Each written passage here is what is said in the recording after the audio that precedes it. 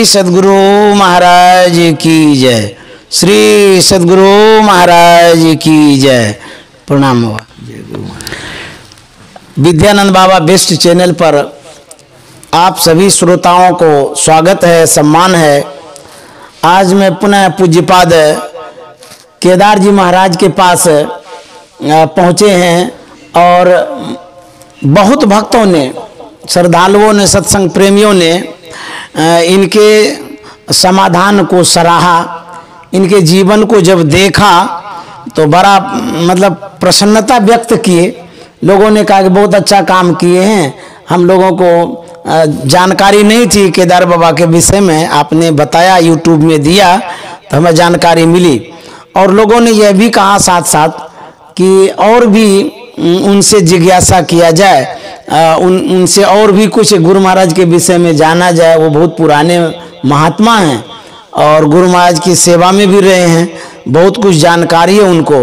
तो लोगों की जो प्रेरणा हुई, लोगों ने जो मुझे प्रेरित किया और फ़ोन करके बोला, उस कारण से भी मैं आया पूज्यपाद के पास। और मेरे मन में था भी कि मैं पूज्यपाद से मिलूं और इनसे गुरु महाराज के समय की भी बात जानूं, कुप्पा घाट के विषय में जानूं, क्योंकि इतने पुराने हैं।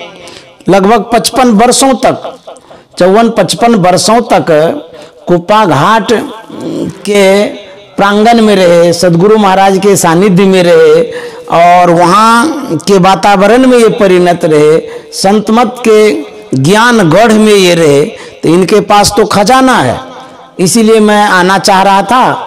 तो पूज्यपाद से मैंने समय लिया तो इन्होंने बड़ी कृपा करके समय दिया। तो अभी मैं पूज्यपाद के पास हूँ। मैं इनसे शेष चर्चा, जो आगे की चर्चा है, वो करने जा रहा हूँ। और पहले 2 शब्द शुभकामना पूज्यपाद से। जी बाबा। श्री विद्यानंद जी बाबा ने यह बहुत उत्तम काम किया है। इस चैनल के द्वारा गुरु महाराज जी का प्रचार करके इन्होंने बहुत पुण्य का काम किया है। ये बाल ब्रह्मचारी, सन्यासी और ये संत मत के बड़े उत्तम ढंग से सेवा में पहले भी थे, अभी भी हैं। इनको मैं बहुत बहुत धन्यवाद देता हूँ। और आप जितने श्रोतागण हैं, गुरु महाराज जी का जो आप लोग चर्चा सुनते हैं, आपको तो बहुत बहुत धन्यवाद है। किसी भी तरह से अपने गुरु के तरफ अपने मन को लगाना गुरु भक्तों के लिए सबसे श्रेष्ठ काम है। किसी भी तरह से उनकी चर्चा का स्मरण करना या उनको याद करना, जप करना, ध्यान करना, उनमें अपना मन लगाना, यह तो आप तमाम भक्तों के लिए बहुत उत्तम काम है। मैं आप तमाम भक्तों के लिए भी गुरु महाराज से प्रार्थना करता हूँ कि आप लोगों का जिज्ञासा और आप लोगों का मन संत मत की ओर आकर्षित हो। गुरु महाराज जी आप लोगों पर दया करें, आप लोगों का कल्याण हो। जी जी। तो ये पूज्यपाद का शुभाशीर्वाद हुआ। अब मैं पूज्यपाद से ये जानना चाह रहा था कि आप इतने पुराने हैं कुप्पा घाट में, जब गुरु महाराज शुरू में कुप्पा घाट आए थे, लगभग में आप भी आ गए थे, तो आप से यही जानना चाह रहे थे कि कुप्पा घाट का उस समय स्वरूप कैसा था जब गुरु महाराज यहाँ थे, आप भी सेवा में थे, और अभी का स्वरूप में तो आसमान धरती का फर्क है। उस समय कुप्पा घाट में कैसा दृश्य था, क्या था, कब कुप्पा घाट का निर्माण हुआ, पूज्यपाद से जानना चाह रहे। जी। पहले तो गुरु महाराज जी उस गुफा में ध्यान करते थे। अच्छा। कूप होने के कारण लोग कुप्पा घाट कहते हैं। हाँ। वो इतना जंगलात था कि हमको अशोक बाबू के दादाजी से भेंट हुई थी। अच्छा। उन्होंने मुझसे कहा था कि बाबा, जिस समय गुरु महाराज जी ध्यान करने जाते थे तो हम लोग गाँव को लोग उधर जाने ही नहीं देते, इतना भयावह था। अच्छा। कोई कुछ कहते थे, कोई कुछ कहते थे। श्मशान घाट भी था। श्मशान घाट भी कोई बोलते थे उधर हो सकता है, लाश जलाते थे, ऐसा तो हमको जानकारी नहीं अच्छा, है। जी हाँ। तो गुरु महाराज जी उस गुफा में ध्यान करते थे। जी। राजेंद्र बाबू से उन्होंने दृष्टि योग की क्रिया ली थी। जी जी। एक बार राजेंद्र बाबू गुफा में आगे देखने के लिए गुरु महाराज जी को अरे राम। बाप रे बाप। उस समय में गुरु महाराज जी ध्यान से बाहर आए थे। वो जो बाहर में चबूतरा है गुफा के अंदर में, उसी चबूतरा पर गुरु महाराज जी पानी गर्म कर रहे थे खिचड़ी बनाने के लिए। अच्छा। जो मैंने सुना हूँ वो मैं आपको सुना रहा हूँ। तो उस समय तो मैं था नहीं, वहाँ तो कोई नहीं थे, गुरु महाराज जी थे। उस समय में राजेंद्र बाबू आ गए, देखे कि भोजन बना रहे हैं। गुरु महाराज से कहा कि आप केवल भोजन बनाने में लगे हुए हैं, घर परिवार सब काम को छोड़ करके आए हैं ध्यान करने के लिए। अच्छा। ये क्या कर रहे हैं? ये बातें जैसे सुने गुरु महाराज जी उठ करके लकड़ी बाहर कर दिए, पानी जो गर्म किए थे उसमें डाल दिए और गुरु महाराज जी प्रणाम करके अंदर जाने लग गए। राजेंद्र बाबू ने कहा कि आपको मेरी बात की तकलीफ हो गई? गुरु महाराज ने कहा नहीं हजूर, आपने बहुत बढ़िया कहा है, आपने बहुत अच्छा शिक्षा दी है, मैं ध्यान में जाता हूँ। तो गुरु महाराज जी ध्यान करते करते वहाँ पर पूर्णता की जब प्राप्ति हो गई, गुरु महाराज जी इसका प्रचार करने लग गए। लोगों को तो पता ही नहीं था। जब गुरु महाराज जी बतलाए तब लोगों के मन में आया कि ये तो हमारा सिद्ध पीठ है। तब वहाँ पर धीरे धीरे लोग खोज किए, उसकी सफाई वगैरह किए, फिर गुरु महाराज जी के रहने के लिए कुटिया बनाई। अच्छा। तो ये किस तरह का आवास था गुरु महाराज? गुरु महाराज जी का आवास पहले तो फूस का था। अच्छा। और चारों तरफ से फूलबारी वगैरह इतनी अच्छी लगी हुई थी। अच्छा। लोग जब आते थे तो बड़े खुश हो जाते थे। वाह। मैंने एक संस्मरण सुना कि एक अंग्रेज आ गए थे जो कि अपने इंडिया के कहाँ कहाँ घूमे हुए थे। जब गुरु महाराज जी के आश्रम में आए तो फूस के आश्रम थी, फूलों की इतनी अच्छी कतारें थी, इस तरह से बढ़िया व्यवस्था था। अच्छा। गुरु महाराज जी का दर्शन किया हुए तो लोटपोट हो गए कि यहाँ इतनी शांति है जितना हमको कहीं नहीं मिला। अरे राम। बहुत खुश हो वो फूस की कुटिया में। फूस के कुटिया में। और फूस के कुटिया के बाद धीरे धीरे पक्का का निर्माण हुआ तो गुरु महाराज जी का निवास केवल था। हम जिस समय आए गुरु महाराज जी के शरण में, जी जी जी, तो हम 64 में आए तो गुरु महाराज जी ने कहा कि तुम अभी पढ़ो। अच्छा। 65 में आए कहा पढ़ो, 66 में आए तो हम रहने ही लगे। उस समय में कुपा घाट का तो गुरु महाराज जी का निवास था और जो आप सत्संग मंदिर अंदर वाला है वो सत्संग मंदिर था मेरे सामने में जब मैं आया था।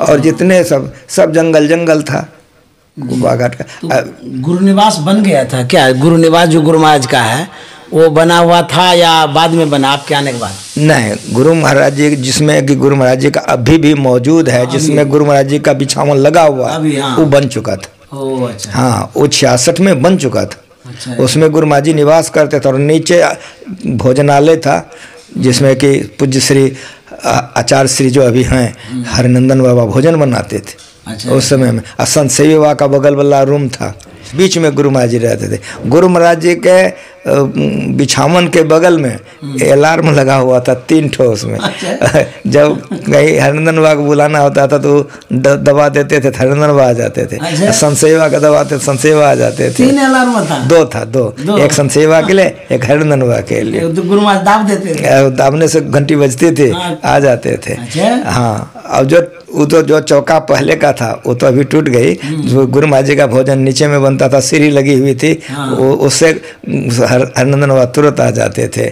और उस समय में जिस जगह अभी हम लोग पैर धोते हैं गुरु महाराज जी के ठीक निवास के आगे में जो पैर, उस जगह गौशाला। अच्छा। छोटा आश्रम का रूप उस समय बहुत छोटा था, बहुत छोटा था।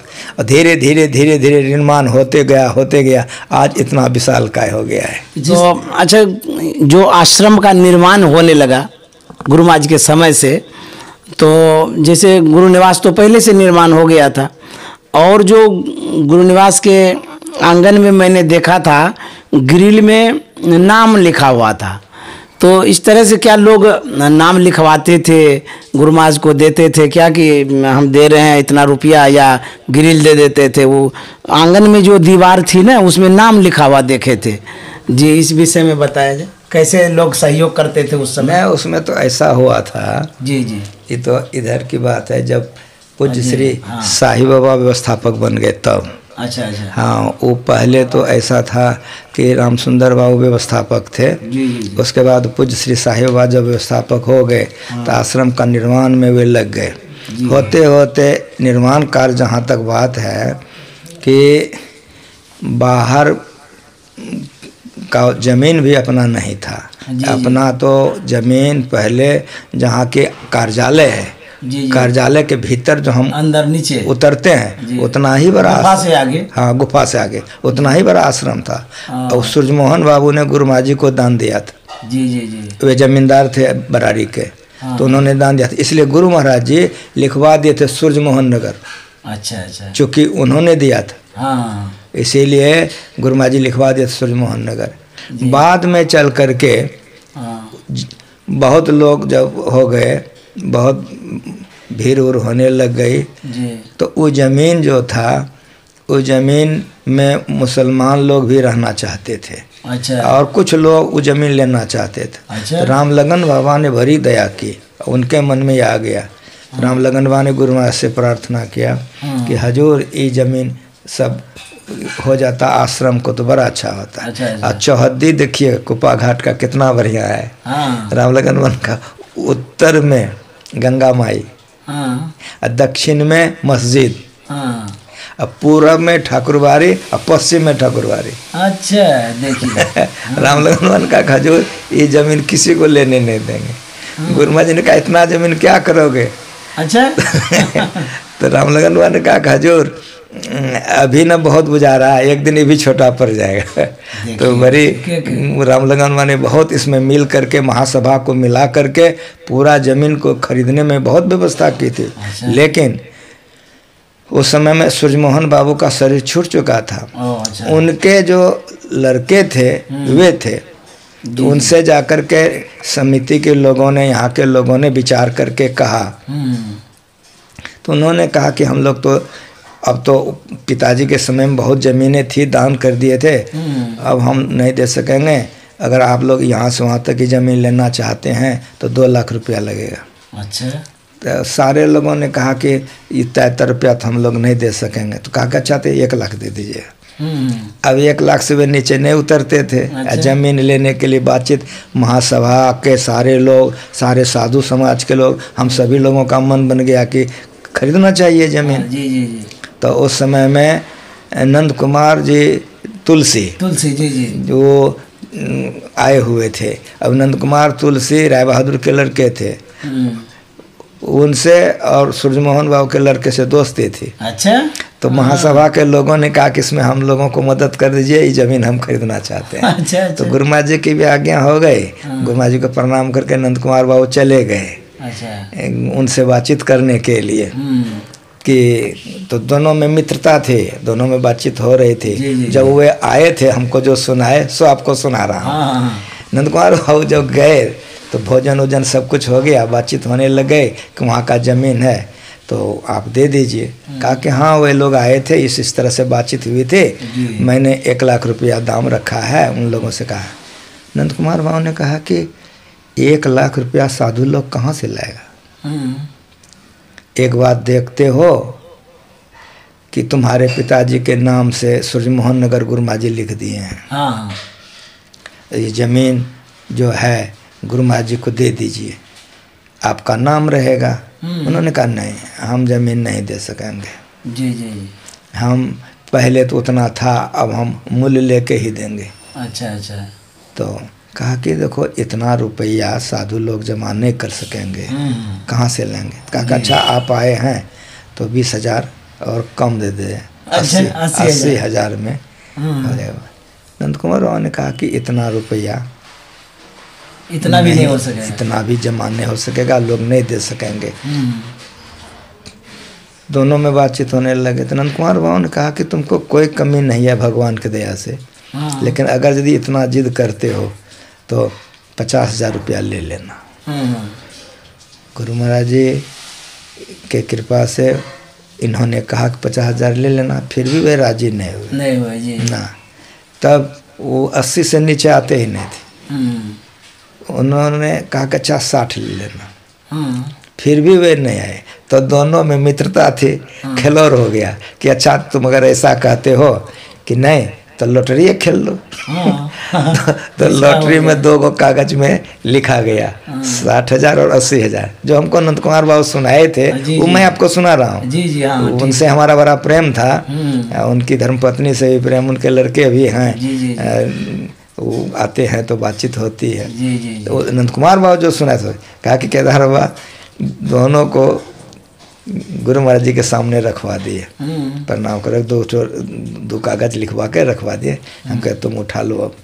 मतलब यहाँ कुपा घाट आकर के नहीं वहीं जहाँ पर वो नंद कुमार बाबू उसके घर पर है, उन्हीं के घर पर ही सारी बातें हो रही है। अच्छा जी जी। कुपा घाट का कोई वहाँ उनके घर पर ही हो रही है कि क्या जब नहीं 80,000 से नीचे आने लगा, ये 60,000 से ऊपर नहीं, तो मित्रता थी, कहा कि तो लॉटरी खेल लो। तो दोनों हो गया 60-80 रख दिए, कहा उठाओ तुमका जो होगा वही हो जाएगा।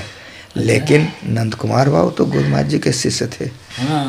जब वो लगा दिए तब उनके मन में कि बात हमसे बड़ी अपराध हो गई कि गुरु महाराज जी को दाव पर लगा दिए।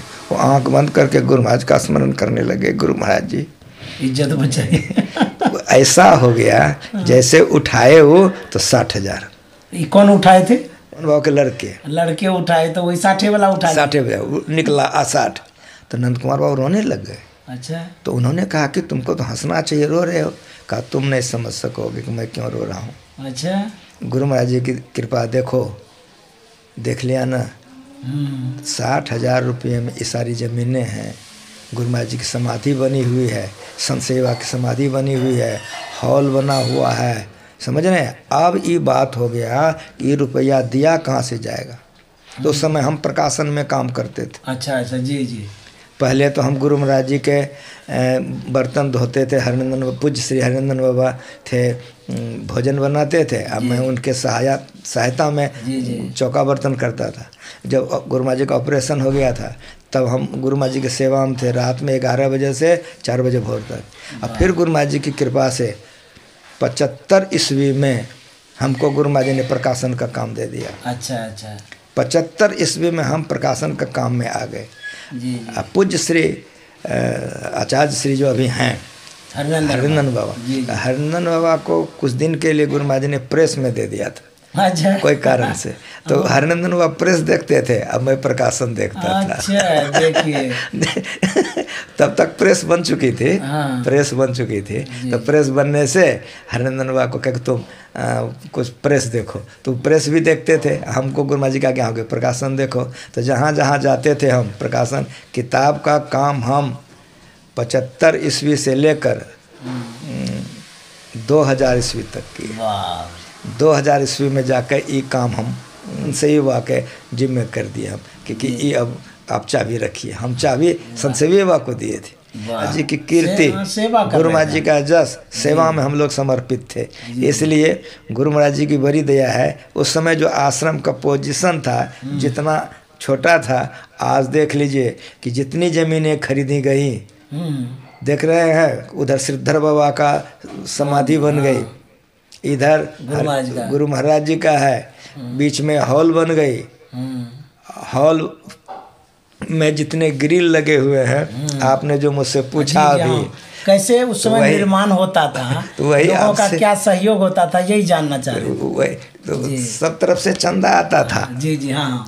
चंदा से शाही बाबा व्यवस्थापक थे, तो शाही बाबा बहुत मन से करवाते थे। अच्छा। होते होते होते होते बाहर वाला हॉल इसलिए बना कि भीतर वाला मंदिर में अटावने होने लगे। गुरु महाराज जी की आज्ञा से, हाँ, गुरु महाराज की आज्ञा से हॉल बना है। अच्छा। पूज्य श्री साहिबा बहुत व्यवस्था किए थे, उसमें बन गए।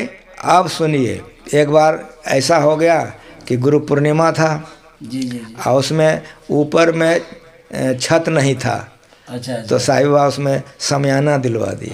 अच्छा। जब सत्संग हुआ, गुरु महाराज जी गए तो शमियाना देख करके गुरु महाराज जी ने कहा कि मर जाऊं मांगू नहीं, अपने तन के काज परमारथ के कारणे मोहिन आवत लाज।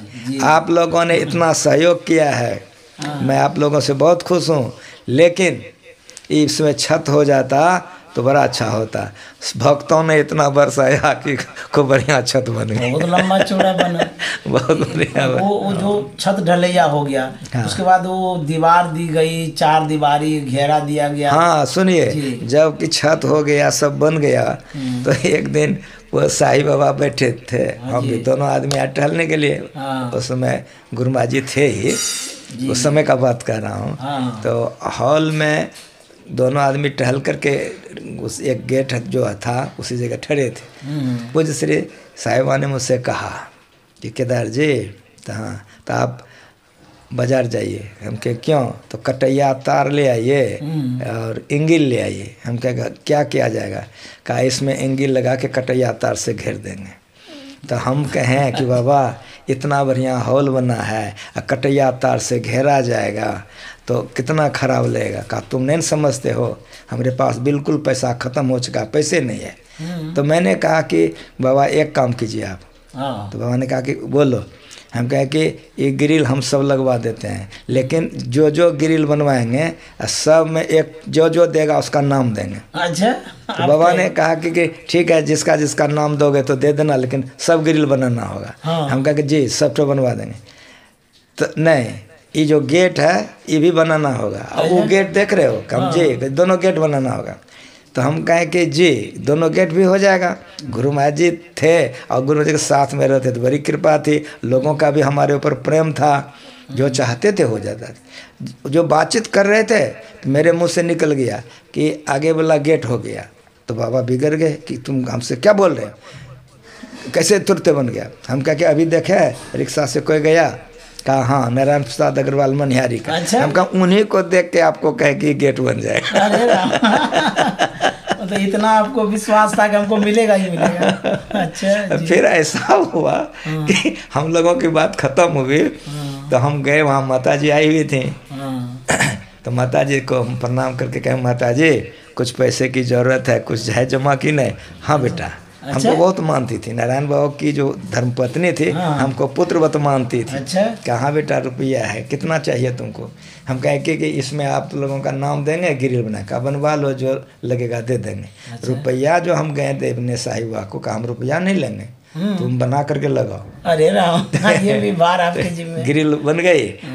फिर लोग हमको रुपया देते गए। सब में देखिए जितना भी ग्रिल आप आकर के उसमें नाम भी लिखा हुआ है, इसलिए सबका हम जिनसे हम पैसा लेते थे सबका हम नाम देते जाते थे। देते देते जब हॉल का चारों तरफ ग्रिल लग गया तैयो रुपया लोग हमको देने लगे। अच्छा? तो वो जो दोनों तार का गाछ है, हाँ जी, भीतर में हाँ जी जी, जो दूगो तार का गाछ, वो तार गाछ के निकट हम ग्रिल लगाए।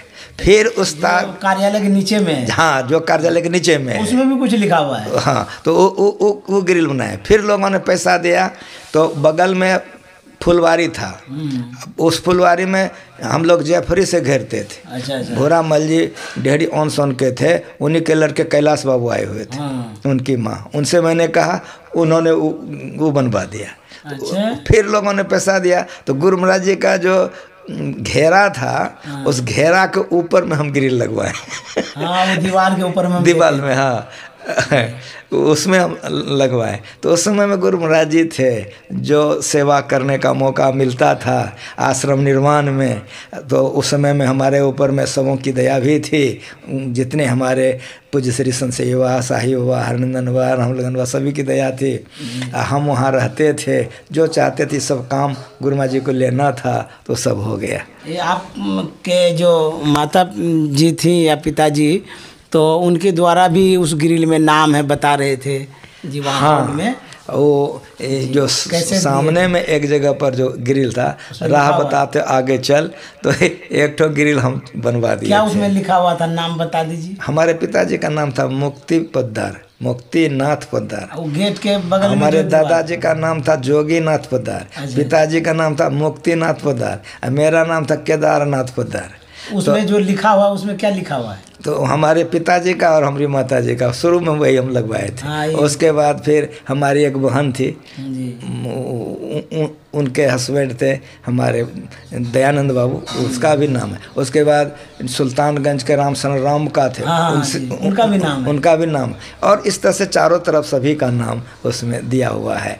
गुरु महाराज जी उस समय थे, हम सेवा में थे, तो जिनको जो होता था दे देते थे, हम लगा देते थे।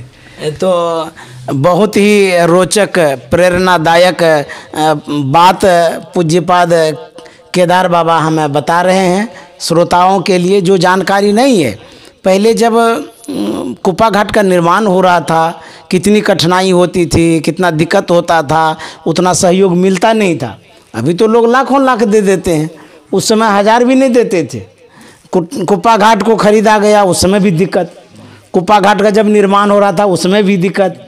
किस तरह से पूज्यपाद बता रहे थे कि जब घेरा देना था तो कैसे कैसे लोगों से संपर्क किए, लोगों को प्रभावित किए, प्रेरणा दिए सहयोग देने के लिए।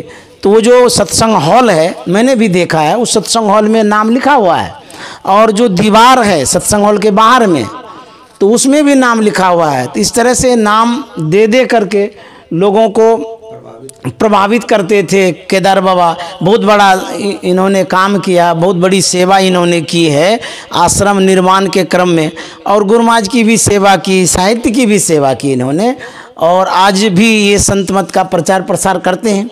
एक छोटा सा प्रसंग जो मैं पूज्यपाद से पूछना चाह रहा था कि एक बार जो गुरु महाराज मौज में कह रहे थे कि टीकापट्टी तो गया कई बार लेकिन तुम्हारे यहाँ नहीं गए, तो ये प्रसंग बता दिया जाए जी। ये क्या प्रसंग था? पहले तो मैं आपने जो वो जमीन वाली जो बात की चर्चा थी जी, वो जी। बीच में छूट गया कि उसमें मैं प्रकाशन में काम करता था। जी जी। 25,000 रुपया तो प्रकाशन से दिया गया था जमीन खरीदने में। अच्छा। ओ। गुरु महाराज जी ने कहा कि उसमें लक्ष्मी बाबू प्रधानमंत्री प्रकाशन मंत्री थे। कहा कि लक्ष्मी दिक्कत हो जाए, कहा नहीं हजूर दिक्कत नहीं होगा। अच्छा। 25,000 रुपया तो दिया गया था प्रकाशन से। अच्छा, वाह। जमीन खरीदने में हुलास बाबू 5,000 रुपया दिए थे जी, जी। जमीन खरीदने में। इस तरह से पुराते पुराते वो जो 60,000 रुपया था वो पुराया गया था, तब जमीन रजिस्ट्री की गई थी। अब जो आपने मुझसे पूछा, जब मैं गुरु महाराज जी के चरण कमल में सेवा में रहने लग गया जी जी। तो गुरु महाराज जी टहलने के लिए निकले थे, अपने निवास से टहलने के लिए निकले थे। तो गुरु महाराज जी के साथ मैं था, तो गुरु महाराज जी मुझे देख कर कहा केदार, हम कहे जी सरकार, टीकापट्टी तो मैं कई बार गया हूँ। अच्छा। लेकिन तुम्हारे घर पर नहीं गया हूँ। जी जी जी जी। फिर गुरु महाराज गए थे आपके यहाँ? तो गुरु महाराज जी जब कह दिए कि तुम्हारे घर पर नहीं गया हूँ, तो मेरे मन में हुआ कि हम गुरु महाराज जी के साथ में हैं, गुरु महाराज जी की इच्छा मेरे घर पर जाने की। अब हमारे मन में होने लग गया कि गुरु महाराज जी के लिए व्यवस्था करना होगा। ये तो सीधे सीधे हो गया कि तुम्हारे घर पर नहीं गया हो, अब तो मेरे घर पर जाना चाह रहे हैं गुरु महाराज जी। तो बड़ी मन में प्रसन्नता हो गई। तो गुरु महाराज जी की ऐसी दया हो गई कि मेरे गांव के एक सज्जन जय नारायण प्रसाद जायसवाल जी थे, वे आ गए। उन्होंने मुझसे पूछा कि गुरु महाराज जी टीकापट्टी नहीं जाएंगे? हम कहे गुरु महाराज तो टीकापट्टी जाने के लिए तैयार हैं। तो कहा कि चलिए तो प्रार्थना करें। जी जी जी। तो हम उनसे पूछे कि गुरु महाराज जी यदि जाएंगे तो प्रार्थना करने के लिए चलिए मैं भी चलता हूँ, साथ ही गए हम स्टॉल पर से उधर से ऊपर से नीचे की तरफ आ रहे हैं। ऐसी कृपा हो गई, गुरु महाराज जी व्हील चेयर पर चढ़ करके उधर से टहलने के लिए आ रहे थे। अच्छा? वो जो 2 तार का गाछ है उसी जगह पर पूज्य बाबा संत बाबा गुरु महाराज जी सब आ रहे थे। हम प्रणाम किए, प्रणाम करके हम प्रार्थना किए कि हजूर ये हमारे गांव के हैं टीकापट्टी के, ये चाहते हैं कि टीकापट्टी हजूर का चरण पड़ता। तो गुरु महाराज जी कहते तुम्हारा क्या मन है? अच्छा। मैंने कहा हजूर हमारा भी मन है, तो कल तुम्हारे यहाँ जाए, परसों तुम्हारे यहाँ जाएंगे। अरे राम देखिए। और वो जमाना था कि गंगा का पुल नहीं बना था। जी जी जी। मोकामा होके गुरु महाराज जी घूम के जाते थे। अच्छा, इतना लंबा? इतना लंबा। 2 दिन गुरु महाराज जी को रात में एक जगह कहीं विश्राम करना पड़ता था। अच्छा। इतना लंबा टर्न होकर के गुरु महाराज जी जाते थे। हमारा तो मुँह सूख गया कि परसों गुरु महाराज जी जाएंगे, या आज हम यहीं हैं। अब हम कुछ बोलवे नहीं करें। अच्छा। तो संसेवा कहते हैं कि हजूर हाँ केदार का तो हवा निकल रहा है। अच्छा। मुँह सूख रहा है। हजूर रास्ता तो बहुत लंबा है, मोकामा होके हम लोग जाएंगे। हजूर परसों जाएंगे तो कल ले एक दिन में की करेगा। इसीलिए कुछ नहीं बोल रहा है। इसका मुँह कान देखिए न कैसा सूख रहा है। अच्छा। तो गुरु महाराज जैसे उंगली पर गिनने लगे, गिनते गिनते कहते हैं कि आज के 7वें दिन जाएंगे। जब से कहे कि आज के 7वें दिन जाएंगे तब हमको खुशी हुई। अच्छा। तब गुरु महाराज जी के साथ घूम करके गए। गुरु महाराज जी वहाँ चले गए। जनरल बाबू से मैंने बातचीत की तो उन्होंने कहा कि केदार जी आप जाइए टिका पट्टी का व्यवस्था कीजिए। हम कहें कि क्यों? कहा कि इसमें तो चंदा करना होगा। क्या है चंदा काहे के लिए होगा? गुरु महाराज जी हैं, आप हैं और हम हैं। जितना खर्चा होगा आप कहिए हम हैं, हम कहते हैं हम हैं, दोनों आदमी मिल के कर लेंगे। वो स्वीकार कर लिए। अच्छा। हाँ, हम कहे कि अब मेरी बात सुनिए। गुरु महाराज जी को ले जाने की जो बात है, यहाँ से जो गुरु महाराज जी रास्ते में जहाँ जहाँ जाएंगे सारा प्रबंध आप नहीं कर सकेंगे। तो आप टिकापट्टी में पूरा बैठक करवा दीजिए और कह दीजिए गुरु महाराज जी आ रहे हैं, पैसे के लिए चंदा का कोई बात नहीं कीजिए। जो लोग अपने मन से दे दें वो लीजिएगा, जो नहीं दें मत लीजिएगा। तब उनको खुशी हुई। कहा तब ठीक है ये हो जाएगा। तो वे चले गए टिकापट्टी व्यवस्था करने के लिए। हम गुरु महाराज से प्रार्थना करके और दूसरे दिन निकले कि अब सब जगह हमको व्यवस्था करनी है रास्ते का। कि गुरु महाराज जी जाएंगे तो सुल्तानगंज हो करके, मुकामा हो करके, कुर्सेला हो करके टिकापट्टी जाएंगे। अरे राम। तो सारा व्यवस्था रास्ते का, कहाँ गुरु महाराज जी जलपान करेंगे, कहाँ गुरु महाराज जी भोजन करेंगे, रात्रि विश्राम कहाँ करेंगे, ये सारा व्यवस्था करना है। तो हम तैयार हो करके गए गुरु महाराज जी के पास, चरणों में प्रणाम किए कि हजूर टिकापट्टी जो हजूर जाएंगे तो हजूर आशीर्वाद दिया जाए। हम चारों तरफ जहाँ रास्ता है हजूर यहाँ से जाएंगे टिकापट्टी तो सब व्यवस्था के लिए मैं जाना चाहता हूँ। अच्छा, जहाँ जहाँ रुकेंगे वहाँ हाँ व्यवस्था करने के लिए जाना चाहता हूँ। गुरु महाराज जी मुझे देख लिए कि तुम अकेले जाओगे? हम कहे जी। कहा नहीं, साहिब स्वामी को बुला के लो। अच्छा। तो गए, साहिबा को बुला के लाए। गुरु महाराज जी ने कहा कि हम टिकापट्टी जाएंगे, केदार अकेले जा रहा है, आप भी साथ में दोनों जाइए। इतनी कृपा थी, गुरु महाराज जी की मौज थी। हम और साहिबा निकले, सुल्तानगंज गए पहले। रामसन राम का ने जैसे सुना वो तो कूदने लगे। वो तो अनन्य भक्त थे गुरु महाराज जी के। कहा कि हम जलपान करा देंगे, भोजन का सारा सामग्री दे देंगे, भोजन कहीं गुरु महाराज जी को दिक्कत नहीं होगी, सब व्यवस्था हमारी रहेगी। वहाँ से हम लोग निकले, मुकामा गए।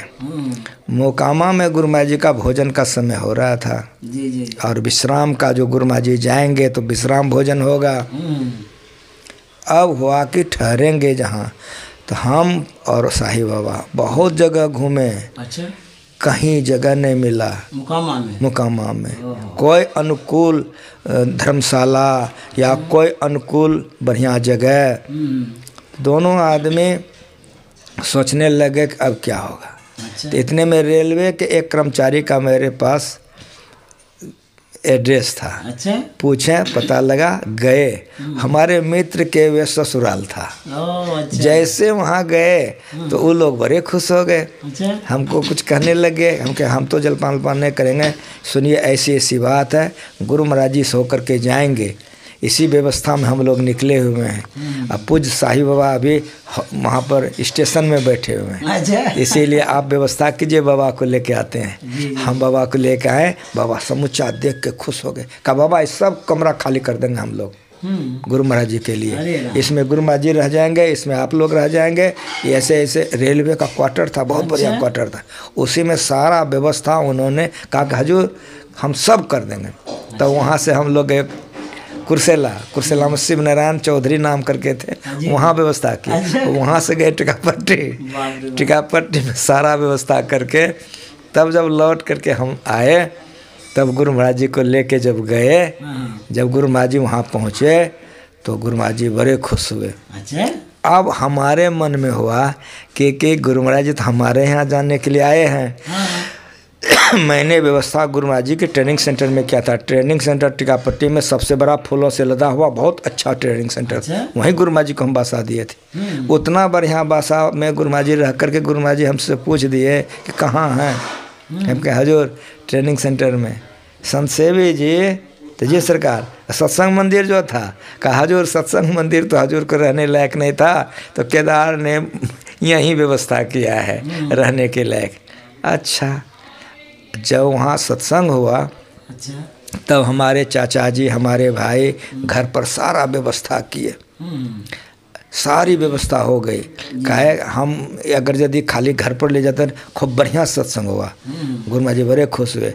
तब सुबह होकर के गुरु महाराज से प्रार्थना किए कि हजूर का चरण अब वहाँ पर पड़ता मेरे जन्मभूमि पर। मेरा एक छोटा भाई है विशंभर, उसमें वो पढ़ता था।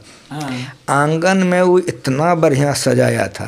अच्छा, हमारे पिताजी 4 भाई थे, चारों का आंगन एक था बहुत लंबा, और उसमें जो मंच बनाया था विशंभर, इतना बढ़िया मंच बनाया था। 3 खटाल बनाया था। अच्छा? गुरु महाराज जी को बीच में बैठाया था। अच्छा? हाँ, बाबा लोग अगल बगल में थे। देखने में इतना खूबसूरत। संसेवा इतने खुश हो गए कि विशंभर तो हाँ, अरे फोटोग्राफर को नहीं बुलाया था। वो जमाना ऐसा था, देहात में फोटोग्राफर। संसेवा बहुत खुश हुए। गुरु महाराज जी वहाँ सत्संग किए, फिर भोजन किए। वहाँ से जब गुरु महाराज जी लौटे तो मेरी जो बहन थी मंजू, उसके यहाँ गुरु महाराज जी गए। दयानंद बाबू रोने लगे तो कहा नहीं नहीं मंजू के यहाँ जाएंगे, वहीं भोजन करेंगे, वहाँ भी सत्संग करेंगे। तो गुरु महाराज जी वहाँ भी गए चांदपुर में, उन्होंने सत्संग किया, भोजन किया, तब गुरु महाराज जी आए। तो हम मन में जो सोचते थे कभी कभी, तो गुरु महाराज जी अंतर्जामी थे।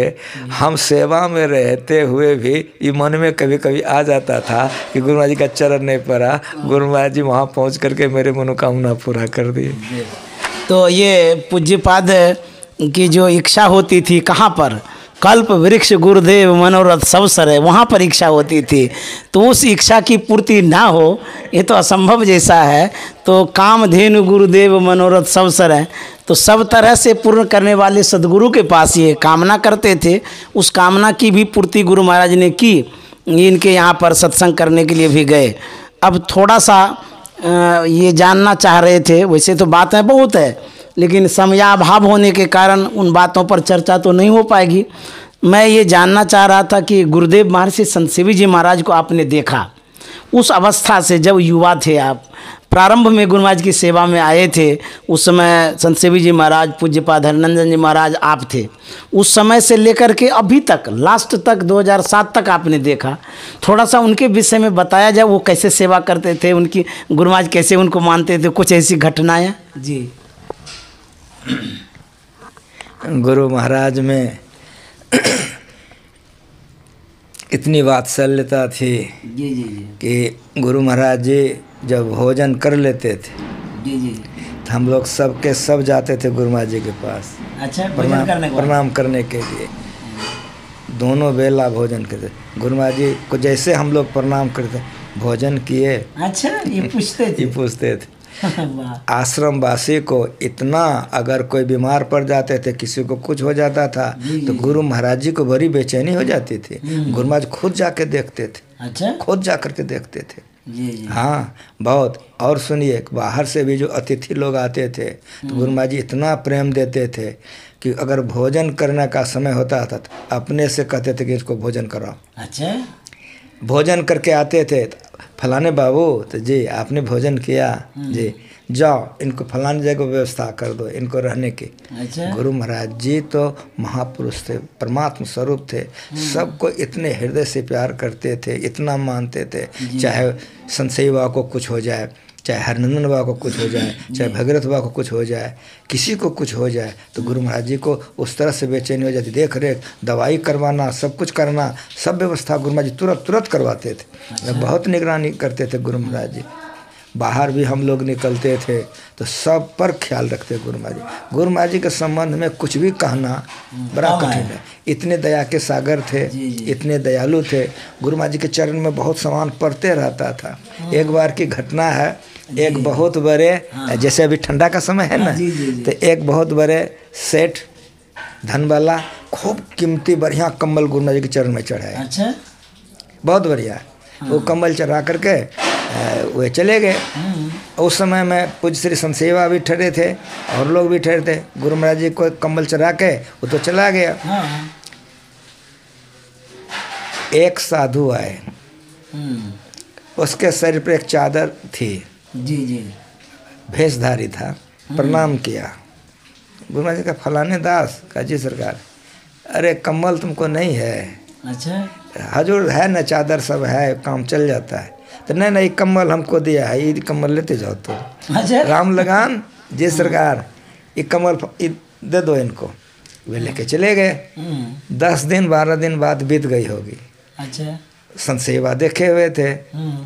राम लगन बाबा का, राम लगन जी, तो हाँ, तो फलाने बाबू ने कम्बल एक ठो बहुत बढ़िया वो दिया था, कहाँ रखे हैं? जी जी। उसी दिन गुरु महाराज जी फलाने को दे दी। अच्छा, एक मास्टर नहीं थी यहाँ पर, जी जी, अध्यापिका, उसकी लड़की की शादी होने लग गई। तो गुरु महाराज जी ने संत सेवा को बोला, काके लोग हमको जूता देते हैं, छत्ता देते हैं, बर्तन देते हैं, सब इसको दे दीजिए, इसकी बेटी का भैया है, इतना रुपया दे दीजिए। अरे राम, गुरु महाराज जी ऐसे करते रहते थे। बाप रे बाप। गुरु महाराज जी भजन भेद देख के जो उपकार करते थे, दीन दुखियों को देख करके भी बांटते रहते, दान पुण्य भी करते, एकदम देते रहते। अच्छा, लेकिन एक घटना आपको मैं सुनाता हूँ अपनी। एक दिन गुरु महाराज जी के साथ टहलने के लिए हम लोग निकले, सभी कोई, जहाँ प्रेस अपना है, जी हाँ, व्हील चेयर पर गुरु महाराज जी थे। ऐसे मुड़े, मेरे पर नज़र पड़ गई। कहा, मैंने अपने जीवन में कभी किसी का कोई उपकार नहीं किया है। अच्छा, मैंने उपकार के अपकार, कभी किसी का कोई उपकार नहीं किया है। अच्छा, ऐसे बोले। ये सुनते मेरा मन हुआ कि ये गुरु महाराज जी क्या बोल रहे हैं। हाँ, गुरु महाराज जी की व्हील चेयर जा रही है, वो चबूतरा है पश्चिम में, जी जी, उस पर घूम रहे हैं, मेरा माथा घूम रहा है। अच्छा। कि गुरु महाराज जी तो दिन दुखियों को देते करते रहते हैं, भजन भेद दे के हजारों लाखों का उद्धार किए। ये गुरु महाराज जी कहते मैंने अपने जीवन में कभी किसी का कोई उपकार नहीं किया। तो गुरु महाराज जी संत हैं, झूठ भी नहीं बोल सकते हैं। हाँ। हमारे मन में बड़ी बेचैनी हो गई। अरे राम, जब गुरु महाराज जी घूम करके फिर चबूतरा से व्हील चेयर नीचे उतरी, तो हम जब बहुत माथा हमारा हौच पौच हो गया, तो गुरु महाराज जी की नज़र ऐसे फिर घूमे, मुझे देखा। तो गुरु महाराज जी कहते हैं, सुनो जी, उपकार करके भूल जाना चाहिए, लेकिन मेरी बात सुनो, किसी का अपकार नहीं करना चाहिए। मैंने अपने जीवन में कभी किसी का अपकार नहीं किया है। अच्छा। इसलिए मेरी दुर्गति नहीं होगी। अरे राम, बस हमारे मन में हो गया। ओ, गुरु महाराज जी ने कहा कि उपकार नहीं कर सको तो नहीं कर सको, अपकार मत करो। जी, तो जिस तरह दूध में उफान आ जाता है, थोड़ा सा पानी देने से वो बैठ जाता है, जैसे गुरु महाराज जी ने कहा, मेरा मन संतुलित हो गया। जी जी, विद्यानंद जी, जीवन में हम किसी का उपकार नहीं कर सके तो नहीं कर सके, लेकिन हम लोगों को याद रखना चाहिए कि हमसे किसी का उपकार नहीं हो। जी जी जी, अगर हमसे किसी का उपकार नहीं होगा तो गुरु महाराज जी ने कहा कि दुर्गति नहीं होगी। जी, तो परमाराध्य गुरु महाराज तो संत थे, महापुरुष थे, वो तो अवतारी पुरुष थे। उनके अवतरण से ही उपकार होना शुरू हो गया। जैसे ही धराधाम पर वो आए, उसी समय से उपकार प्रारंभ हो गया। वो तो उपकार ही उपकार करते थे। सदगुरु महाराज का उपकार का कहना क्या है, लेकिन वो सिखा रहे थे, बता रहे थे कि यदि कुछ उपकार हो गया तो उसे भूल जाइए, क्योंकि अहंकार ना आवे, मन में मद ना हो, इसलिए उसको भूल जाइए। और यह सतत ख्याल रखना चाहिए, किसी भी कारण से किसी का अपकार ना हो। ये गुरु महाराज संदेश दे रहे थे और मन की बात जान रहे थे। इस प्रसंग से ये भी पता चलता है कि आपके मन में जो बातें घूम रही थी, परमाराध्य जान गए, तब जाकर के वो विशेष रूप से आपको समझा दिए। तो ऐसे हमारे गुरु महाराज थे और जिनकी सेवा इन्होंने की, पूज्यपाद केदार जी महाराज ने किया। और इनके पास बहुत सारा संस्मरण है, बहुत सारी घटनाएं हैं, गुरु महाराज के समय की बहुत सारी बातें हैं। लेना तो बहुत चाह रहा था, लेकिन समय बहुत हो गया है, फिर भोजन पानी का भी होगा, इसीलिए मैं यही विराम देना चाहता हूं और पूज्यपाद को मैं प्रणाम करना चाहता हूं। और आप जो श्रोता हमारे विद्यानंद बाबा बेस्ट चैनल से जुड़े हुए हैं, जो जुड़े रहते हैं, उनको भी मैं साधुवाद देता हूं। इस चैनल को बराबर आप सुनते रहिए और एक से एक संत मत के महात्माओं से मिलकर के मैं गुरु महाराज के विषय में, पूज्य संत सेवी जी महाराज के विषय में और भी जो संत महात्मा उनके विषय में आपके तक बातों को लाऊंगा, प्रस्तुत करूंगा। श्री सद्गुरु महाराज की जय। श्री सद्गुरु महाराज की जय।